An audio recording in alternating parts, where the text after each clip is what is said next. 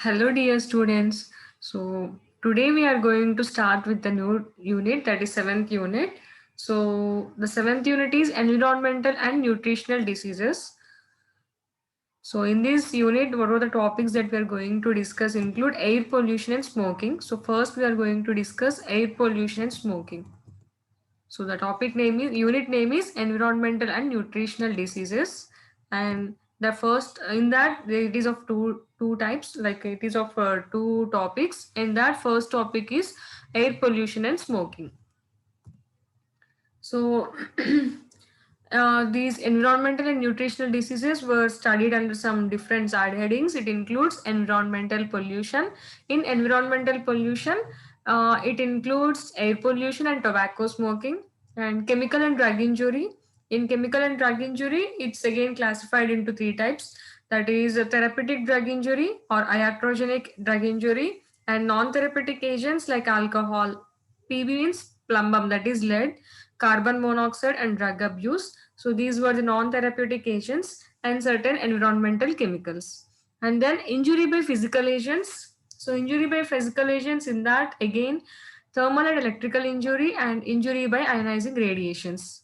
And nutritional diseases, in that overnutrition, that will be studying under the name of obesity. Undernutrition, again in this undernutrition it is of different types. It includes starvation, protein energy malnutrition, and vitamin deficiencies. So in this unit we are going to discuss the first topic is air pollution and tobacco smoking. In the second topic we'll be discussing this obesity, starvation, protein energy malnutrition, and vitamin deficiencies. So this will be studying in the second topic. So first is air pollution, tobacco smoking. Out of all these we are going to discuss this air pollution, tobacco smoking, obesity, starvation, protein energy malnutrition, vitamin deficiencies. So today in this class we are going to start with air pollution and tobacco smoking. So any agent, it may be a chemical agent, physical or microbial agent, which alters the environment of composition of environment, then that agent is called as pollutant. So it's not, pollutant is nothing but it's any agent.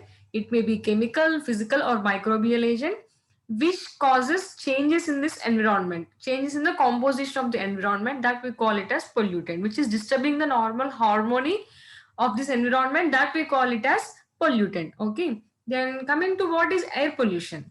So air pollution is nothing but it is introduction of chemicals or any particulate matter that is very minute in size or biological materials which cause harm or discomfort to humans or other living organisms, or it may cause damage to natural environment into the atmosphere. So it's nothing but it may be a chemical, it may be a particular matter, or it may be a biological material, whatever it may be, if it is causing damage or harm to this either human beings or to any living organism or to the environment, natural environment, that we call it as air pollution. So this is nothing but so introduction of these chemicals which cause damage into the atmosphere. This introduction of chemicals into the atmosphere, that we call it as air pollution.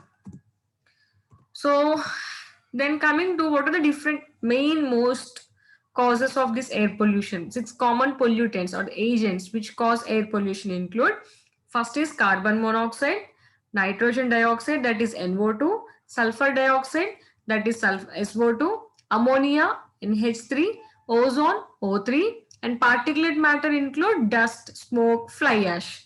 So fly ash is nothing but when we are doing this in carpenter works, some kind of things will come when we are burning any corpse or any trees, that all at that time some kind of ash will be there, that we call it as fly ash. So these were the six common pollutants. It includes carbon monoxide, sulfur dioxide, nitrogen dioxide, ammonia, ozone, and then particulate matter, which includes dust, smoke, and fly ash. So these were called as six common pollutants. So ozone, lead also comes under this pollutant, sulfur dioxide, particulate matter, nitrogen dioxide, and carbon monoxide. Then classification of air pollutants. So these air pollutants were classified into two different types. It includes primary air pollutants and secondary air pollutants. Primary air pollutants is nothing but primary pollutants and secondary pollutants. So what are primary pollutants? So the pollutants are nothing but any chemicals or physical agents or microbial agents or any bacterial agents. So biological materials, whatever it may be. So which cause damage, which when released into the atmosphere, which directly cause damage, then we call it as primary air pollutants.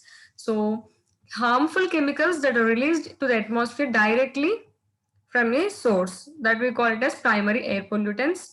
It includes carbon particles from unburned fuel, half burned fuel, the carbon particles which are which were formed released during this unburned fuel, NH3, that is ammonia, sulfur dioxide, hydrocarbons, oxides of nitrogen, oxides of carbon, and lead. So these were the examples of primary air pollutants. So primary air pollutants were nothing but these were the harmful chemicals that are released to the atmosphere directly from any particular source and cause damage directly, that we called as harmful air pollutants. And then coming to secondary air pollutants, so these were nothing but these are also harmful chemicals which are produced by chemical reactions involving the primary pollutants. So secondary air pollutants were produced when these primary pollutants undergo some chemical reaction. So during that chemical reaction, the other product which is liberating, that acts as a secondary air pollutant. So when coming to primary air pollutants, these were directly released from the source. When coming to secondary, these primary air pollutants, when they undergo certain chemical reaction, so at that time these secondary air pollutants will be produced. Examples include ozone, peroxides, smog, etc. What is smog? Smog is nothing but it's a combination of both smoke and fog. So it's very dangerous. This smog. So this is nowadays seen in Delhi, in regions of Delhi. So which is causing harmful effects in the people living around in and around this Delhi. So smog is nothing but it's a combination of smoke and fog. So this is all about classification of air pollutants. And now sources of air pollutants. So air pollutants were so sources is nothing but origin of air pollutants. Again, it is of two different types, that is natural sources and man-made sources. The examples which comes under natural sources include natural contaminants like fungi, spores, cysts, bacteria, methane, dust, etc. So these were the natural contaminants, and also carbon monoxide, which is released from methane gas, volcanic eruptions, forest fires, electric storms and solar flares, salt spray from oceans, dust and storms. So these were the natural sources of air pollutants. Natural contaminants, carbon monoxide released from methane gas, volcanic eruptions, forest fires, electric storms and solar flares, salt spray from oceans, dust and storms. So these were the natural sources of air pollutants. Coming to man-made, so rapid industrialization, automobile revolution. Automobile is nothing but cars, vehicles, planes, trains. So these automobile revolution, deforestation. So these were the man-made. So deforestation is done by man. So it also comes under man-made source of air pollution. So here is a picture showing the different sources of air pollution. This is like volcanic eruptions, storms, wildfires, deforestation of this forest, fertilizers like chemicals which were new like synthetic fertilizers, oil and gas when they are unburned oil and gas, livestock, cities, and then industry, power plants, sewage treatment, automobiles like cars, trucks, buses, motorcycles, and airplanes. So all these emit some chemicals which act as a pollutants. So all these cause pollutant emissions. So all these chemicals, whatever were released into the atmosphere, they will damage this ozone layer, which is protecting our earth. So here is a pie chart showing the sources of air pollution. So fine particles, 60% is from residential wood burning like wood stoves, boilers and campfires. 10% other, 15% is from facilities like point sources industries and all, and 5% agriculture, construction, recreational equipment, and 5% automobiles like on-road cars, trucks, buses, and 5% industries, institutional combustion. So, and 10% is any other, so other causes, other sources. And nitrogen oxide is liberated like 30% from facilities, and 25% is from agricultural, construction, trains, pleasure craft. 5% is residential heating, generally which we use in homes like ACs, ovens, cookers and all, like residential heating. 5% other, 10% diesel on road, trucks and buses, cars and all. 25% gas cars and trucks. So this is from this nitrogen oxide like NO2 or nitrogen dioxide is released. So these were the different sources of air pollution. And then coming to causes of air pollution. So the causes include dust raised on the ground during dust storms, stone dust raised by crushing of stones in quarries, like concrete stones in that you can see most commonly. During that process, also some stone dust is formed. That also acts as that also causes air pollution. Smoke emitted by vehicles, smoke from forest fires, smoke raised by burning of coal in powerhouses, in thermal power stations and all, and burning of wood, cow dung cakes, garbage, etc. Germs from coughing and sneezing. So the germs comes under like natural concomitants, right? So these were the causes of air pollution. So here is a picture showing that causes of air pollution. And the adverse effects of these air pollutants, they mostly show its effect on lungs. Depending on how does it shows its effect, it mainly depends on few variable parameters. It include longer duration of exposure, total dose of exposure, like how much dose of exposure was there, and how long there is an exposure to this air pollutants. Impaired ability of the host to clear inhaled particles, generally as it is uncleared from the nose or lungs, then only it causes damage in the lungs.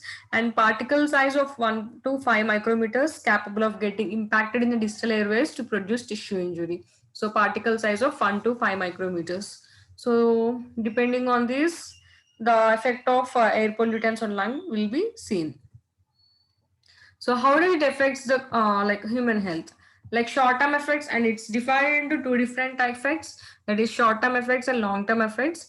So the short-term effects include like immediately after exposure to any pollutant. The short-term or immediate effects will be like irritation to the nose, eyes, and throat, which got exposed, and upper respiratory tract infections, and headache, nausea, and allergic reactions. So those who are sensitive, they'll be having these allergic reactions, asthma and emphysema. So these were the short-term effects. And then coming to long-term effects, it causes chronic respiratory diseases like COPD, that is chronic obstructive pulmonary disease, and lung cancer, heart diseases, damage to the brain, nerves, liver, or kidneys. Any multiple organ damage may also takes place on long-term exposure to a particular pollutant. So these were the long-term effects and these were the short-term effects of air pollution. So how can we control this air pollution?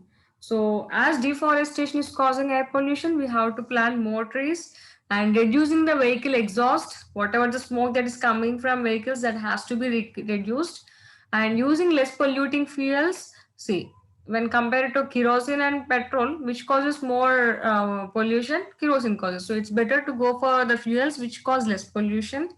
Using mass transport is nothing but it's better to prefer if like if 15 members like 20 members are there to travel, so it's better that 20 members to travel in a single vehicle rather than each person is traveling in their own single individual vehicle. So that we call it as mass transport. So using mass transport is advisable, and removal of particulate matter using electrostatic precipitator, cyclone filter, etc. And industrial area should be kept away from the residential area, and suitable chemical methods should be used to remove hydrocarbons from the exhaust, which is exhaust or the byproducts which is coming out from the industries, we have to do some certain chemical methoding or processing should be done in order to make them intoxic. And multi-stage combustion process is suggested to remove oxides of nitrogen. So these were the steps that we can take to control air pollution. So this is all about air pollution. So till now what we have discussed. So what is air pollution? What are the different air pollutants? 6 common air pollutants. And what is the classification of air pollutants? In that, primary and secondary air pollutants and their examples. And sources of air pollutants like natural sources and man-made sources. And then causes of air pollution and adverse effects, and the again it's of two different types, that is short-term effects and long-term effects, and how to control this air pollution. So these were the topics that we have covered under air pollution. And now we'll be going on to the next topic, that is tobacco smoking. So smoking is nothing but it's an addiction or it's action of or an habit of inhaling and exhaling the smoke of a drug. It emits smoke or visible vapor. So, so this is a normal definition for smoking generally. And see, in India, like almost all here, this pie chart shows how, to what extent tobacco is being used. So 55% of smoking is done in the form of BDs, 16% as cigarettes, and 29% is in other forms like chewing tobacco, pan masala, jarda, and gutka. So uh, these were other forms like edible forms of of tobacco, whereas 50 BDs and cigarettes were inhaled and exhaled as a smoke. So during it, these two forms emits a smoke, whereas chewing doesn't emit any smoke. So effects of smoking on air pollution. So the air pollution emitted by cigarettes is 10 times greater than the diesel car exhaust. That means whatever the pollution that we get from a diesel car, so compared to that, it's 10 times more than that of amount of the smoke is released when a cigar is burnt. So it was several controlled experiments were done. So then it was reported in tobacco control that whatever the air pollution that is emitting from single cigarette is 10 times greater than the diesel car exhaust. And then environmental tobacco smoke produces fine particulate matter, which is the most dangerous element of air pollution for health. So during the smoking, what will happen? It will release certain fine particulate matter, which is very much small in size. So that will cause a dangerous effect on the dangerous effects to the health of the individuals. So coming to dose and duration, generally, so the day, whatever the dose which is expressed, it is expressed as pack years. For example, if one pack of cigarettes is taken daily for five years, that means it then we call it as 5 pack years. Did you get it? So one pack of cigarettes is nothing but approximately near about 10 cigarettes. So if the individual is taking one pack of cigarettes continuously every day for 5 years, that means we'll be calculating its dose as 5 pack years. 5 pack years. So if it is estimated that a person who smokes 2 packs of cigarettes daily at the age of 30 years reduces his life by 8 years than a non-smoker. So that means if a person is taking 2 packs of cigarettes daily, it indicates that he is going to reduce his age by 8 years, his life by 8 years at the age of 30 years. So if he is taking 2 packs of cigarettes at the age of 30, it means that his lifespan will be decreased by 8 years than a non-smoker compared to the non-smoker. So again, after cessation of smoking, that is again after stopping of the smoking, so the mortality level will be slowly declining until it reaches a beneficial effect. So when we can say that the patient is under free zone when he stops smoking for 20 years continuously. So that we call it as 20 years of smoke free years. Then he is able to decrease his mortality rate. Till then he is at risk of this decrease of 8 years lifespan if he is taking 2 packs of cigars per day.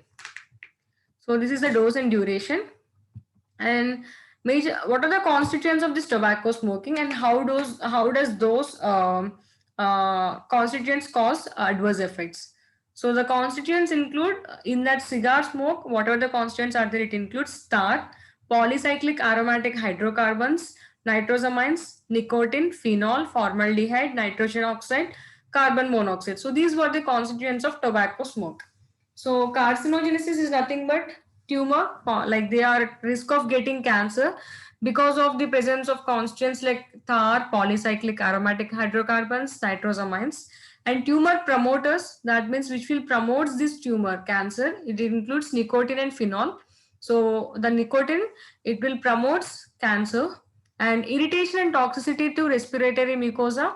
So damage to this mucosal lining of the respiratory tract is done by formaldehyde and nitrogen oxide. Reduced oxygen transport is because of carbon monoxide. So this carbon monoxide will deplete oxygen levels, thereby when there is no oxygen, there is no proper hemoglobin will not be there, thereby it reduces this oxygen transport. So these were the adverse effects. So whatever the constituents are there, they cause carcinogenesis, that is formation of cancer, promotion of cancer, and damage to this respiratory tract, and also they cause the reduce in the oxygen transport. So these were the adverse effects of tobacco smoking. And then effect of smoking on our health. So what does this smoking do? It will compromise our immune system. So generally we require immune system to fight against any diseases or any foreign particles.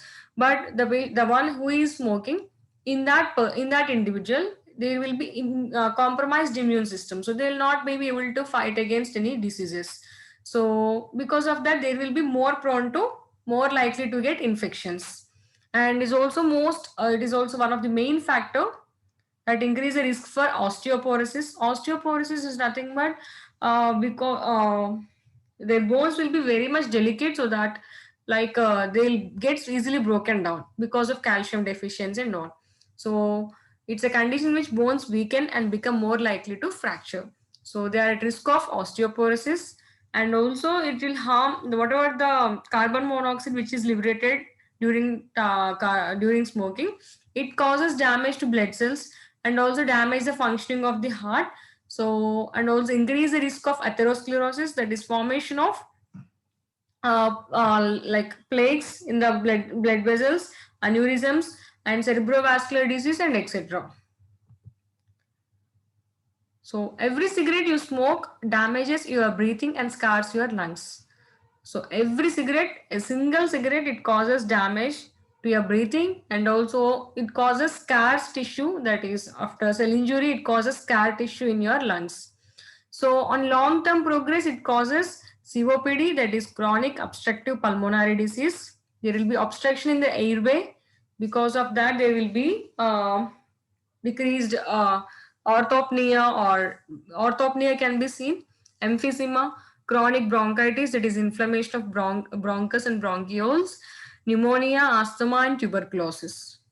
Smoking increases the risk of developing, it also causes macular degeneration, cataract in the eyes, optic related macular degeneration, and also it causes some blindness on long term progress.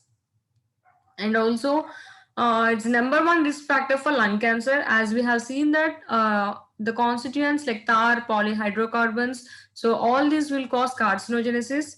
And also a few constituents, they cause a tumor, they act as tumor promoters, so they are at risk of getting lung cancer.